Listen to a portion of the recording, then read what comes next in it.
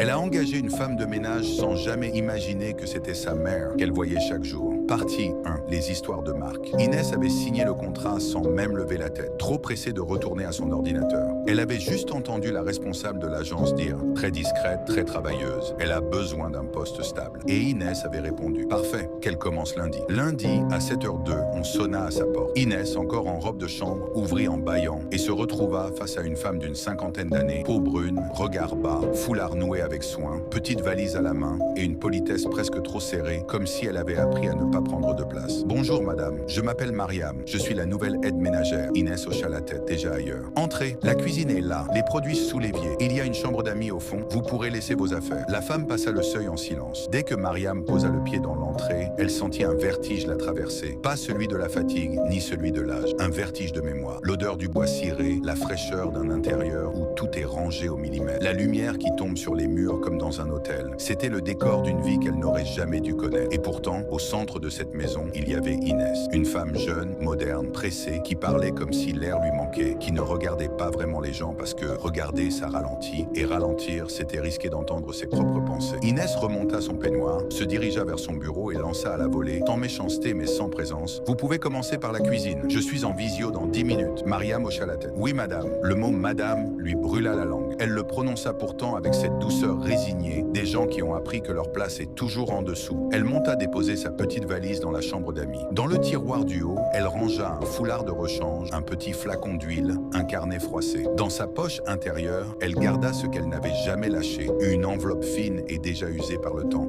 comme si elle l'avait touchée 1000 fois. Elle descendit. La maison était silencieuse, sauf le cliquetis du clavier d'Inès et le bourdonnement lointain d'une machine à café. Mariam commença à nettoyer sans bruit, comme elle savait le faire, sans déranger, sans exister. Pourtant, à chaque fois qu'elle passait près du couloir, elle levait les yeux vers la porte du bureau. Pas pour espionner, pour voir, pour confirmer, pour se convaincre que ce n'était pas un rêve. La première journée passa ainsi. Inès entre deux appels. Mariam qui range, frotte, replie, efface les traces d'une vie qu'elle ne vit pas. Le soir, Inès descendit avec un air épuisé, prit une bouteille d'eau au frigo et s'arrêta devant l'évier. « Vous dormez ici, c'est ça ?»« Oui, madame, si ça vous convient. »« Ça me va. » Tenez, il y a des serviettes dans le placard du haut. Et, si vous avez besoin d'un code pour l'alarme, je vous le donne demain. Mariam hocha la tête, puis osa une phrase, très simple, presque un souffle. Bon courage pour votre travail. Inès releva enfin les yeux. Juste une seconde. Elle fixa Mariam comme si elle la voyait pour la première fois, vraiment. Il y avait quelque chose dans son regard, une dureté automatique, un réflexe de protection, comme si tout contact humain était une demande cachée. Merci, dit-elle. Bonne nuit. Elle monta et ferma sa porte. Mariam resta seule en bas, au milieu d'un salon impeccable. Elle posa ses mains sur le dossier d'une chaise pour se stabiliser. Elle murmura, la gorge serrée. « Tu ne sais pas qui je suis. »